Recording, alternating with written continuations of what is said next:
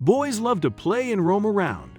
They tend to be adventurous and get into all sorts of sticky situations. It comes with the territory, but they often don't find much more than leaves, sticks, and the occasional piece of trash.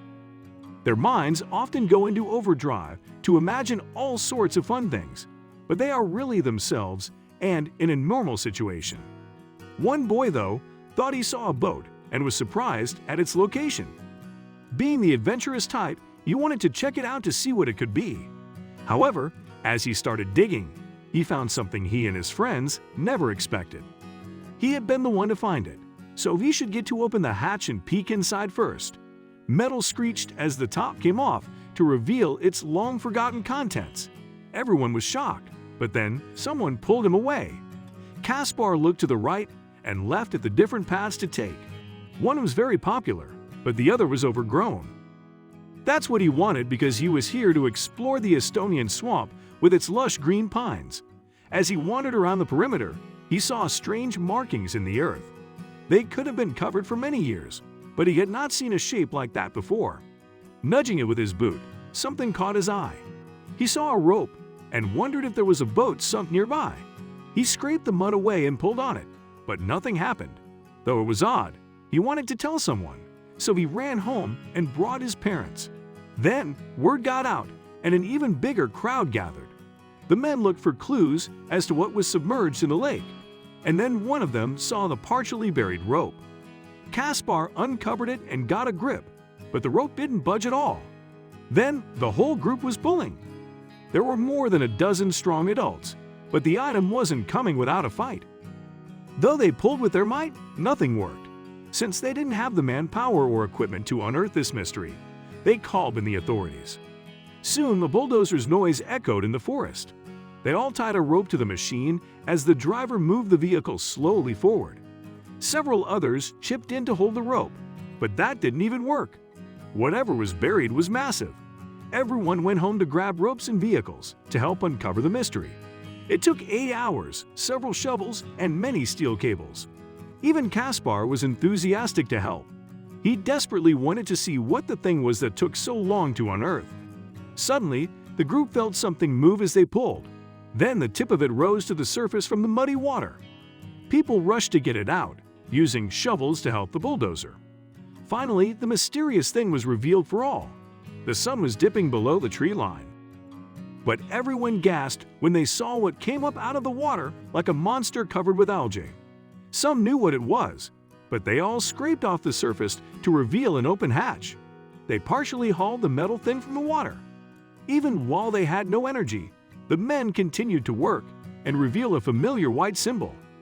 With intrigue driving them, they prepared for the final big haul. With a mighty last pull, it was out. Everyone was silent as they watched it roll from the lake, fighting the mud and shooting water over the people. No one could believe what history they resurrected, but they wondered why a war tank was there. What was this World War II war machine doing in the Estonian swamp lake? Caspar wanted to look inside because this was a once-in-a-lifetime chance that he couldn't miss. Then he noticed something shiny and asked his mom if they were bullets. Caspar then felt a strong person dragging him away. Men wearing combat gear rushed from a camouflage truck toward the bank. Someone probably called the authorities when they saw what it was. Everyone was dead quiet and wondered if they were in trouble. Then, an officer went to Caspar. The large man asked if the boy had found it, and he nodded. Then, the man smiled and said he was impressed. From there, he looked at the villagers, telling them to wait while they made sure the area was safe. Finally, the answers emerged about the mystery. It took about 2 weeks and tons of help to get the tank fully out of the lake. The team got the gigantic machine up enough so that people could look more closely. Most people took pictures of the historical find, but how did the Russian-built tank end up there, especially with German markings on it? Experts did confirm it was a war machine. In fact, it was a T-34/76A, which was Soviet-built. This vehicle was the prime option for the Soviet army while they battled the Germans. Though it was in the water for 56 years, they discovered some interesting details about the markings on the side. Some experts thought the tank was captured by the enemy and then repainted with their symbols. Overall, The theory was that the Germans ended up dumping it so that it didn't get retaken. The next step occurred in the Gorodenko Museum. Another detail about this tank was there didn't appear to be damaged. Though the metal was eroded from being underwater, it was in decent condition. In fact, people hoped it'd still work. Experts finally revealed that this tank was in such good condition because of the low oxygen levels of the bog it called home. The conditions preserved the metal and minimized erosion. Was it still operational? During the restoration period, curators started the old engine without having to use spare parts. They even recovered 116 rounds of ammunition. Experts then answered the burning question of why it was there. Eastern Estonia Narva was home to some intense battles. About 100,000 soldiers died, and over 300,000 were wounded. Tons of fighters and tanks poured into this area, and the finale took place on August 3. Though large artillery attacked Germans, not much changed until August 10. In 1944, German troops captured the trophy tank during the Blue Mountains Battle. However, this was an extremely rare find because the tank fought on both sides in the war. Still, it went to its watery grave about 6 weeks later. In September 1944, the Germans retreated along the Narva line and dumped the tank deliberately. The German army didn't want to submit what they couldn't use. Now this old T-34 is on display at the Gorodenko Village War Museum for everyone to see. Though this tank might be more famous, other boats were lost at sea during the war. While it was more interesting because both the Russians and Germans used it, others should be recognized for what they did in that time period too. The U.S. Arizona was a U.S. Navy ship that was damaged during Pearl Harbor's attack. It was struck in December 1942 and was in such bad condition that she couldn't be used again. Over 1,100 were killed, and part of her sits as a memorial. The Utah capsized during an attack and wasn't recovered. However, it was partially salvaged, even with most of it being submerged completely. About 64 people were killed on the ship. Then, in 1972, a memorial was made from part of it, with other relics being preserved and on display at the Utah State Capitol.